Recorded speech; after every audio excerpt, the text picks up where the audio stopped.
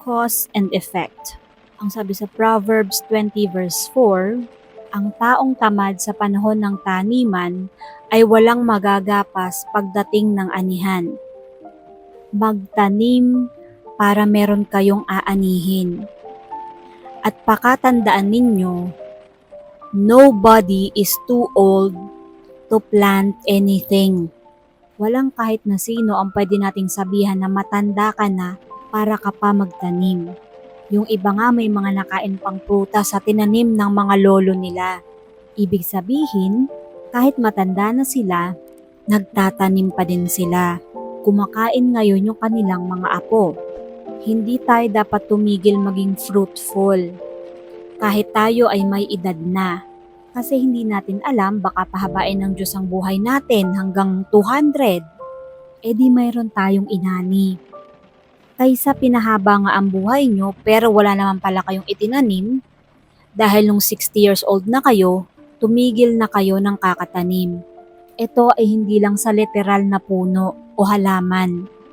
Habang buhay ang tao dapat productive. Kabilang sa pagtatanim na yan ay ang pag-iipon. At habang kaya ng inyong katawan, paulit-ulit dapat kumikita. Siyempre, mayroong risk involved yan. Kasi nga, namumuhunan ka minsan. May cost and effect ang abundance. Bihira naman yung dinapuan ka lang ng malas o ng swerte. Tulad ng sinasabi na si Solomon na hindi raw laging nananalo sa karera yung mabilis o laging nagkakaroon yung masipag o laging yumayaman ang marunong.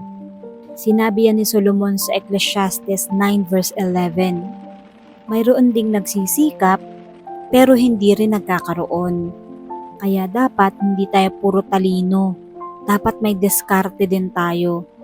Ibig sabihin lang nun, may possibility palang nagsisikap ka na hindi ka pa nagkakaroon, kaya lalo ka lang dapat magsikap.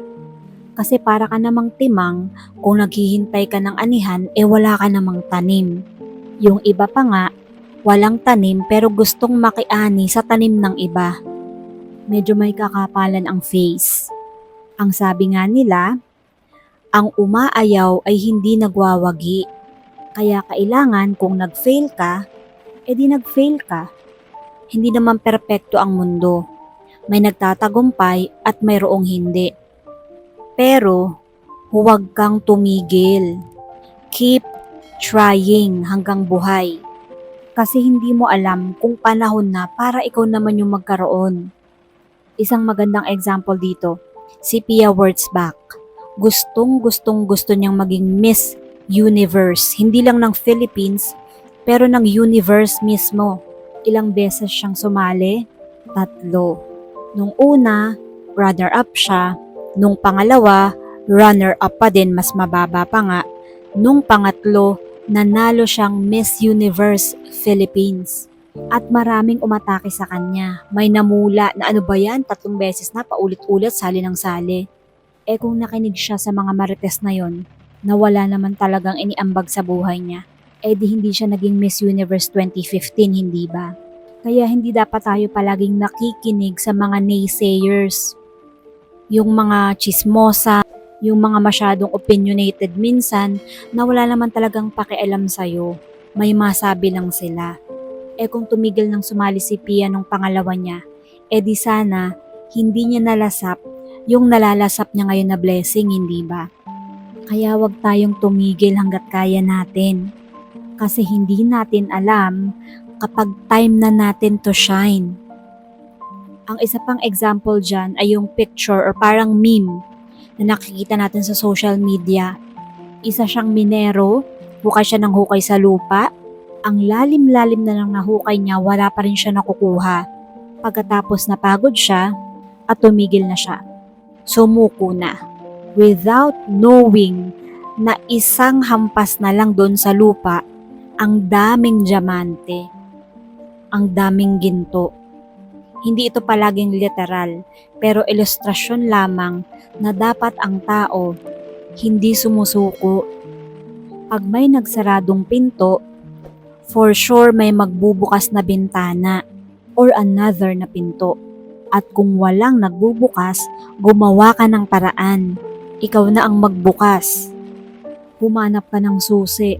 Dahil most of the time, ang masisipag ay nag-aani. Ang sinasabi sa Bible, kapag namumuhunan ka, dapat lang na umasam ka at umasa na mayroon kang tutubuin. Kung nakahilata ka lang maghapon at umaasa ka na may aanihin ka at may tutubuin ka, nangangarap ka ng gising or kahit tulog. Hanggang pangarap na lang yan dahil wala kang ginagawa. Hindi aasenso ang taong maghapong nakahilata. Kaya mamuhunan tayo, magtrabaho tayo, magtanim tayo para meron tayong aasahan, nakikitain at mayroon yang pagdami. Dadami at magbubunga para ma-enjoy natin sa ating pagtanda at matutulungan pa natin yung ating mga kapamilya o yung mga deserving na tulungan. God bless us all.